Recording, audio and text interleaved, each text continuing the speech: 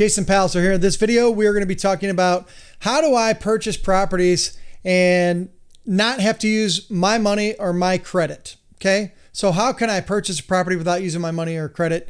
And then do I have an opportunity, which you do, it gets a little tricky, but do I have the opportunity to keep some of those long-term on the back end? And but I'll just start about purchasing, because we have tons of people asking us about that. Can I buy properties without my own money or credit? Yes, you can. Let's talk about that a minute, okay? So doing this for 20 something years, the answer is yes. Being a person that funds deals pretty much specifically for investors for 20 something years, yes, you can do that.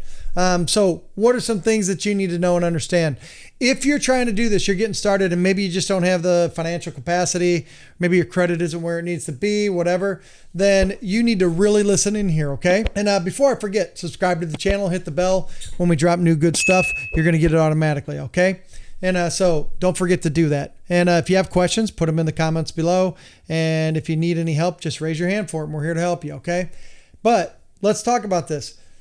Can you buy a house without using your own money or credit? Absolutely, you can do that. But here's a heed my warning, okay? Been doing this for a long, long time at a very high level, okay? If you're going to do that, you better be organized.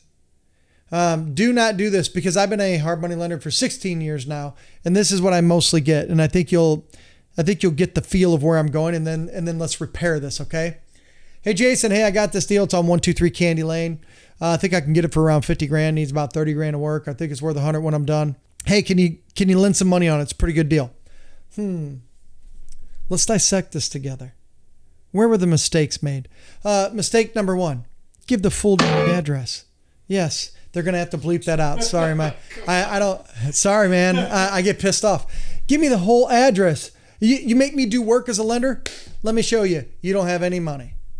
That's like spraying off on your deal. You kidding me? Okay, that's one. Two, needs about 30 grand in work. I don't know what that means. Do you mean you're putting a $30,000 gold-plated bathroom in this particular area where within a 50-mile radius, there's no one that has a gold-plated bathroom? Okay, strike two, you're out. And then, hey, I think it's worth blah, blah, blah. Give me some comps, dude. So what am I trying to convey here? If you're trying to get a property without using your own money, you can absolutely do that with private money, hard money, you name it. But my friends, you're listening right now. Be organized. Come, give the full address. Give comps. Here's a big one. It's going to seem simple, but you have no clue how much closer you are to getting the money for the deal. Tell me how long your project's going to take. It's going to take you 4 years? The answer is no. It's going to take you 2 years. The answer is no again. It's going to take you 3 months. Okay, well, now I'm listening, right? So give us a time frame. If you're trying to get all the money on the deal, give us a time frame on the deal. Be organized. Have an item, the amount of money to fix it up. Have an itemized bid, for the love of all things holy.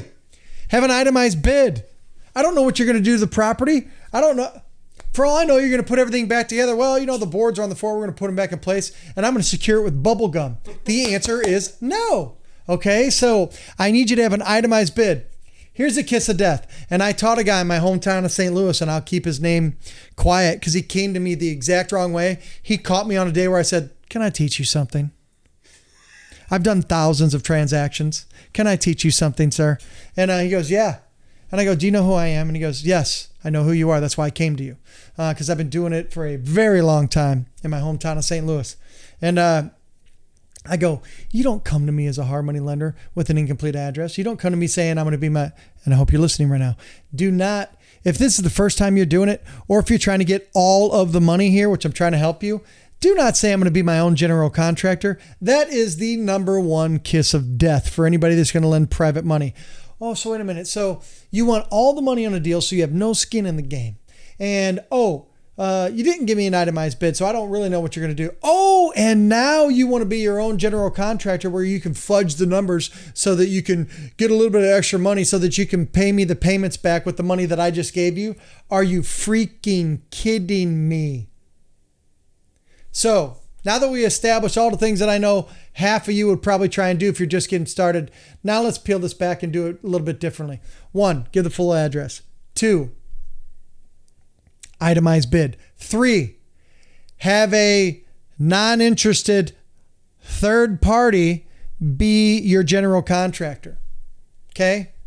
4, give us some references on other projects they've done. You are now 10 steps closer to getting money out of me, or getting money out of a private money lender, hard money lender. The next one, now let's talk about loan to value. Okay.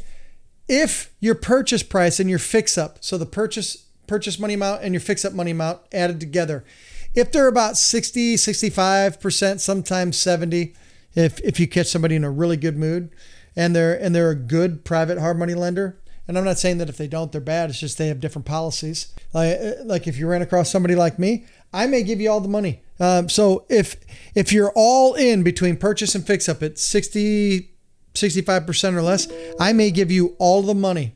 Lead generation notification. I may give you all the money. We laugh. If you watch our other videos, I have bells and whistles. Hey, when you're attacking a market 30 different ways like we do, the bells and whistles go off all day long. They don't stop. We're teaching a blueprint this weekend to investors across the nation, and it's probably going to go off in 48 hours, no less than 100 times. Anyways, so when you're getting money, if you're at 60, 65% or less, you may get all the money to do your deal. If I really like the project, half the time I don't pull credit. So can you get a deal done without using any of your own money or credit? Absolutely. But you have to find a good private and hard money lender. Sometimes you can get 90% if you go to a good local bank, and you're not, even if it's most of the time here in our sandbox, it's going to be a residential property. But what I need you to know and understand is that your local bank can do a commercial loan on a residential property. In the commercial side, they don't have all these rigid rules. Okay. So on the commercial side, they can, instead of putting 20, 25% down, and then you got to have your own fix up money, they may give you 10% down of everything you need. So 10% down on your purchase, and they'll give you 90% of your fix up. So you have to come up with 10%. Now, could you still do that deal? Yeah. Because you can put that other 10% on a credit card. Could you not? You could. Or you could blend it with somebody else's money and they come in on the project and you get a percentage of it. So can you buy houses without using your own money? Can you buy houses without using your own credit? Absolutely, you can do that. Is it harder to do? Yes, if you're not organized. Test out the theory as well. Go in the St. Louis real estate investment groups on Facebook. Ask them if they've worked with me and if they've got 100% financing on deals before. You're going to find tons of people that have. But here's the one common denominator they had. They all came to me organized. I repeat, they all came to me organized. If you're trying to get 100% financing on a deal and you want to be your own general contractor, and again, for those of you who've been around the block, you probably know better. Some of you probably don't. I don't know. But if you're new or newer and you're running across this video on our channel, let me tell you, the fastest way to tell me you're brand new, because I'm listening to everything you say when you're trying to get, when somebody says, hey, I want 100 grand, 200 grand, 300 grand, I pay attention. You've got my attention, right? Then I listen to everything you say. So if you say, yeah, I've got everything lined up. I got all the subcontractors. Got all the subcontractors lined up. I'm gonna. Hey, how many properties have you done? 0.